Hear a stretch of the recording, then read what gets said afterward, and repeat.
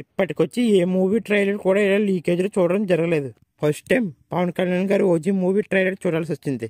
Trailer గురించి ఒక్క ముక్కలో చెప్పాలంటే పగిలిపోయిందబ్బా, అంత బాగుంది ట్రైలర్. నిజంగా ఏమన్నా పడ్డాయా పవన్ కళ్యాణ్ గారికి ఎలివేషన్స్ పీక్స్ లో ఉన్నాయబ్బా. ఒక్కొక్క సీన్ ఒక్కొక్క డైలాగ్. నిజంగా పవన్ కళ్యాణ్ గారి డైలాగ్స్ మాత్రం మామూలుగా లేవబ్బా, పిచ్చి పీక్స్ లో ఉన్నాయి. నిజంగా ఆ డైలాగ్ చెప్పడం ఏంటో బాబు, పిచ్చెక్కిపోతుంది. ముంబై వస్తున్నా, తలలో జాగ్రత్త. నిజంగా ఈ డైలాగ్ చెప్తున్నప్పుడు మాత్రం అయిపోయి ఎక్కడికో పోయిందబ్బా, పిచ్చెక్కిపోయింది. అయితే నిజంగా మన పవన్ కళ్యాణ్ గారి మూవీలు ఎలా చూడాలనుకున్నాం అలా చూపించారు సుజిత్ గారు. ఎంతన్నా సుజిత్ కూడా ఒక ఫ్యాన్ బాయ్ కదా.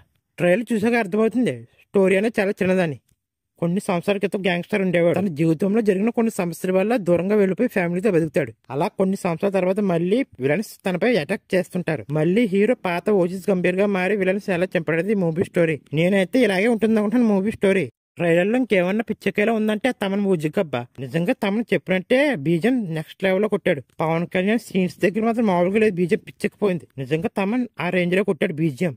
ఇంకా ట్రైలర్ లో అర్జున్ దోసన్ గానీ శ్రీయారెడ్డిని చూపించారు గానీ వాళ్ళ క్యారెక్టర్ ఏంటనేది అంతలా రివీల్ చేయలేదు ట్రైలర్ లో. నాకు తెలిసి అఫీషియల్ ట్రైలర్ ఈ రోజు ఈవినింగ్ వస్తుంది అనుకుంటా. ఇంకా హీరోయిన్ ప్రియాంక మోహన్ క్యారెక్టర్ ఈ మూవీలో తక్కువ ఉండొచ్చు నాకు తెలిసి. అంటే మరి అంత స్కోప్ ఉండకపోవచ్చు హీరోయిన్ ప్రియాంక మోహన్ కి ఈ మూవీలో.